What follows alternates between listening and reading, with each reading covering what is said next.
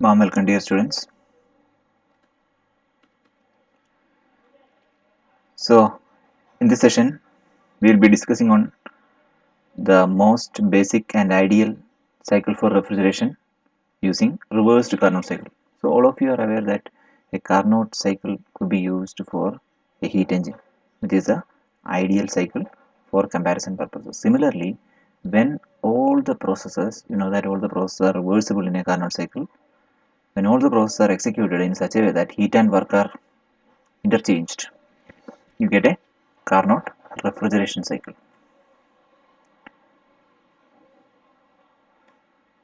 So this is the Carnot cycle on a temperature entropy diagram. You can see that there are four processes 1, 2, 2, 3, 3, 4 and 4, 1 which are executed in the evaporator, compressor, condenser and turbine respectively. These four processes are executed between two temperature limits TL low temperature and TH between low temperature reservoir and high temperature reservoir. You know that heat can flow from high temperature to low temperature automatically by virtue of temperature difference, but the opposite, when the heat is to be transferred from a low temperature to high temperature, we need to supply energy input, right? Some work external work input to be supplied. That is the second law of statement, Closure statement of second law of thermodynamics.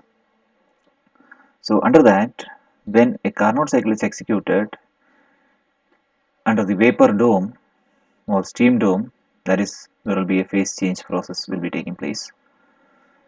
So this is the cycle on reversed Carnot cycle for refrigeration on a TS diagram, and these are the four components in the refrigeration system. Now the same thing is drawn on a pressure volume diagram.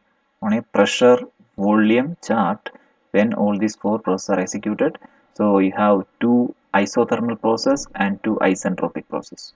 Isentropic processes are the processes happening in the turbine and the compressor, expansion and compression. Fine. The isothermal processes are the heat addition and heat rejection processes in the two heat exchangers known as evaporator and condenser. Now coming to the coefficient of performance of Carnot cycle, you have the thermodynamic temperature scale, that is Q by T is equal to constant, right? So Q could be replaced by, that Q is the heat transfer and T is the absolute temperature. So Q could be replaced by temperature in the case of ideal cycle, Carnot cycle. Fine. So you have the maximum efficiency for a Carnot engine or a heat engine working on Carnot cycle, forward Carnot cycle. So all the processes in a forward cycle will be executed in the clockwise manner, but here it is anti-clockwise manner. So COP, coefficient of performance of a Carnot refrigerator as well as heat pump, are expressed here. So for a refrigerator, it is TL by TH minus TL, as well as for heat pump it will be TH by TH minus TL. TH minus TL is the work input and TL is the desired effect for refrigerator. TH is the refrigerator desired effect for a heat pump. Okay. So we can easily establish a relation between COP of a refrigerator and heat pump in the case of Carnot also, similar to the one what we have done previously. So we'll take an example of a domestic refrigerator working between two temperature limits TL minus 25 degrees Celsius and TH 60 degrees Celsius. Let us try to find out the COP for the same. So one thing you should keep in your mind is that the temperature values should be converted to Kelvin before substituting in the expression for COP. The temperature values should be converted to Kelvin, absolute SI system. The SI unit for temperature is Kelvin, not degree Celsius.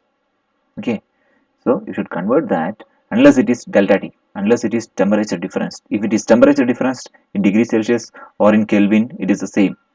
We have seen that in the lecture temperature, which is available in the thermodynamics playlist. If you have not watched, you may Go there and watch it. So you will get the COP of such a refrigerator working between minus 25 degrees Celsius and 60 degrees Celsius on Carnot cycle to be 2.9. Okay, this is the maximum possible COP of a refrigerator which is working between, which has to maintain a temperature of minus 25 degrees Celsius inside, and when the outside temperature, that is the condenser temperature, heat rejection temperature, is 60 degrees Celsius. So no refrigerator could be made which is having a COP more than this. So Carnot cycle, whether it is forward cycle or reverse cycle, could be used as an ideal cycle for comparison of performance of all other systems working on different cycles. This is an ideal cycle. Okay, I hope it is clear the importance of Carnot cycle and Carnot refrigerator. Now let us have a look at the problems which prevents the implementation of reversed Carnot cycle into refrigeration system. You know that there are four components: evaporator, condenser. So isothermal heat addition and isothermal heat rejection. The only necessity for a process to be isothermal, or to make a process to be isothermal, is to execute that in a pretty slow manner. The process should be executed in a very slow manner, then only the isothermalization will happen. Otherwise, whenever heat is added, what will happen? The temperature will increase. Whenever heat is removed, the temperature will decrease. That is quite common sense, right? So if the process is executed very slow manner, we can assume the process to be isothermal. So that somehow, let us assume these two processes could be executed in practice by proceeding in a infinitesimally slow manner, 4, 1 and 2, 3. But still you have processes 1 to 2 and 3 to 4. What is 1 to 2? That is isentropic compression, reversible and adiabatic compression in the compressor. Right.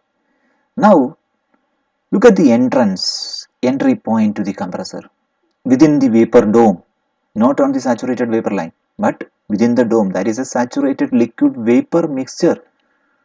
Do you know any device which could compress the liquid vapor mixture? No way, right? There is no device which could compress both liquid and vapor together.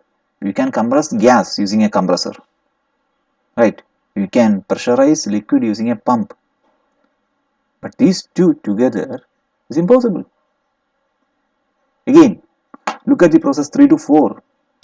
Towards the exit of the turbine, again the saturated liquid vapor mixture. That means there will be moisture content. This, if the point 4 were on this line, that is saturated liquid line, that is dry saturated, then it's fine. If it is dry saturated, it's okay. But again, it is liquid vapor. That means the turbine blades may erode away as the time passes because of the moisture content present in the refrigerant. Fine. So these problems prevents the Carnot cycle from implementing into practice. That's why the scientists thought of overcoming these problems, and they invented the vapor compression refrigeration cycle. Compressing the vapor alone in the compressor. That means shifting this point 1 to this line, saturated vapor line, that is completely vapor. Completely vapor at the entry to the compressor. We will see that cycle in the coming classes. So this is your assessment question. You please write down the problems associated whatever we have discussed now and submit in the link provided in the Google Classroom. Thank you so much for watching. Have a good day.